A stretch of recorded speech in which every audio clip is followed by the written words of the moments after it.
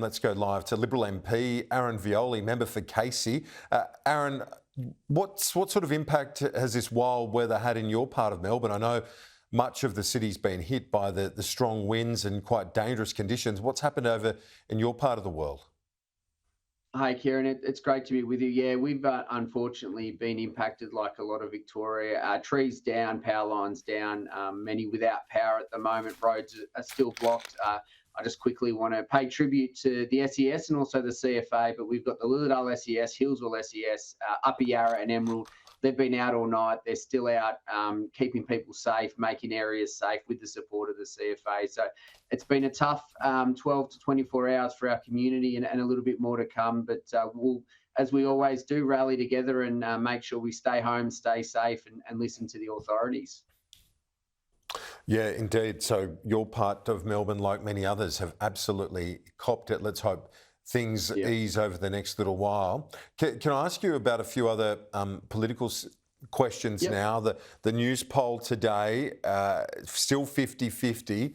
What's the view of the Liberal Party backbench? Do you feel hopeful right now, given where things are at, or do you need to do more to try and be competitive and win enough seats to form a government in your own right? Well, definitely hopeful, Kieran. I mean, we've got to remember and look at this is a first-term government, and generally the Australian people are very forgiving and also supportive of a first-term government. We remember, you'd remember well, I remember well, the Aston by-election and where the polls were then. So the trend is encouraging for us. It's good to be at 50-50, but we always know in opposition, you've always got a lot to do. You've got to hold the government to account and provide alternatives, and we're doing that. We've done that with our nuclear policy. We'll continue to do it around our economic policy. We'll engage with people around housing and other issues. We've still got another 8 to 9 months. If we work on a May election, we'll continue to roll out positive policies to show the Australian people that not just will we hold this government to account for their failures, but we'll offer alternatives and we'll help play a role in easing the cost of living, making housable more affordable, and addressing the concerns that many people in Casey and across the country have.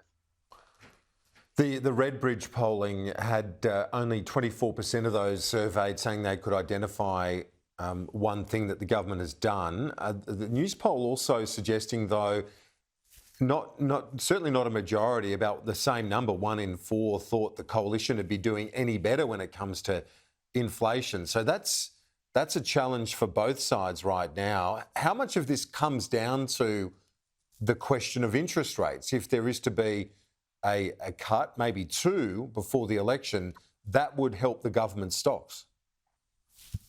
Well, it's multifaceted, Kieran. I mean, I was a little bit surprised there was 24% that have found something positive the government have helped them with, because consistently and even on the weekend at my daughter's soccer game, many of the parents were frustrated and complaining about the government and their lack of support when it comes to the economy, when it comes to small business in particular, which is a big part of my community, and really doing it tough. And this is where the frustration is.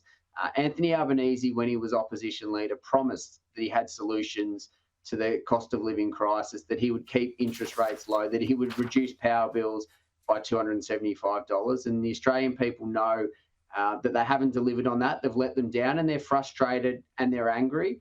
I mean, we see again with this stage 3 tax cuts, like that was $15 a week for most families, which is better than nothing. But we said it at the time, that was not going to solve the problem at a time when everything's going up. So there's that frustration, there's that anger, but no doubt, like any opposition, like any government, there's always more we need to do to show our policies moving forward, and we'll continue to roll those out through Peter Dutton, through Angus Taylor, through Ted O'Brien and the leadership team. So when the Australian people go to vote in 8 to 9 months' time, or whenever it is in that time, they'll know that we do have some solutions to the challenges that they face.